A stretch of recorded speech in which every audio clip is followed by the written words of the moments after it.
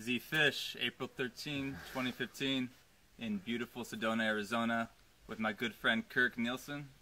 Great to see you, my friend. Good to see you. Yeah, Thank man. you. And we're here in one of the most beautiful places on the planet, but there's a little bit of an issue. Majority of the houses here and the majority of the houses throughout the United States of America are completely unsustainable. And I'm not an expert in the field. You are.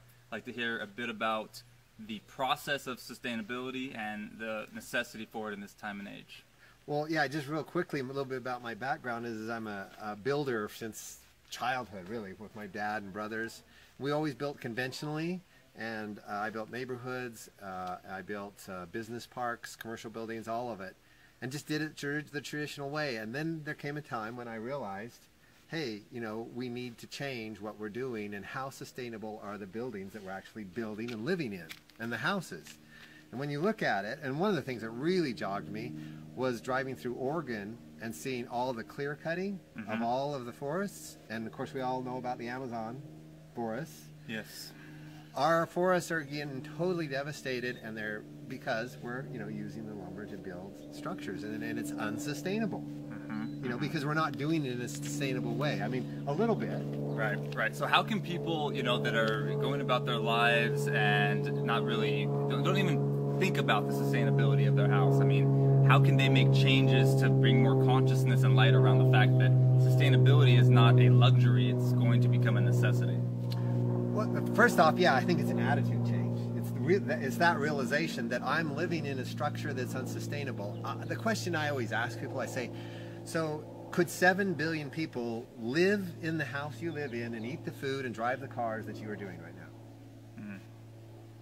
And the answer is no. It's a resounding no. The earth can't support that kind of a lifestyle for everybody on earth. So we're going to have to, if we're going to live together here, and if we're going to have a world to live in with fresh air and, you know, fresh nature, we're going to have to stop, you know, being unsustainable. So do things a different way. Not build houses out of wood, you know, out of steel, out of concrete. Come up with some new products that are like. Well, and I know I'm creating a website that has all of these different sustainable structures, and it's just in construction right now. But there are, you know, things that we can use. For example, like mycelium, mushrooms. They've got mushrooms that they can grow and use as insulation for the house. Time out. Did you say mushrooms can be used to grow and be used as insulation? Correct. Now, obviously, the question there becomes, we're not going to get high on the mushrooms, are we? Because that would be like a double whammy. But, you know, mushrooms are like... oh, okay. I'm off the subject. You said that. Mushroom, I had to, you know. Hey, here you go. Yeah, kick this thing. But mushrooms are like one of the most, you know, prolific, one of the largest organisms on Earth. Okay. You know, I mean, they grow everywhere. And the thing about it is that if done right, if you let them grow to a certain point before they get their spores, and then you stop their growth, they're excellent form of insulation and of structure, because they bind together. That is fascinating. Yeah. So nature has provided us with the answers. We just have to tap into what's available. Yeah, we got to shift our thinking. You know, quit using, you know, the plastics, the unsustainable, like, you know, polystyrene. Come on, you know, the ocean.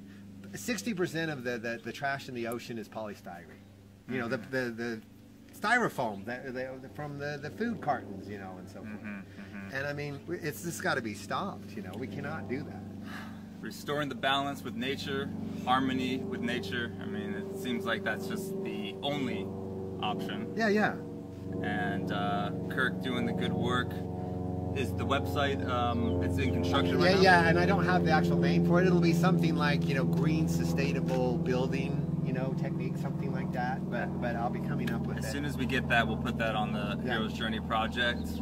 And is there anything else? You can go to kirknielsen.com, and then all of my stuff is there, but I'm going to create a separate website for this. And Nielsen is N-I... N-I-E-L-S-E-N. Yeah. Kirk, K-I-R-K. So kirknielsen.com, and you can check out what I'm doing. Boom. Educate yourself. Kirk, Kirk, thank you, man. It's a pleasure. Okay, thank you.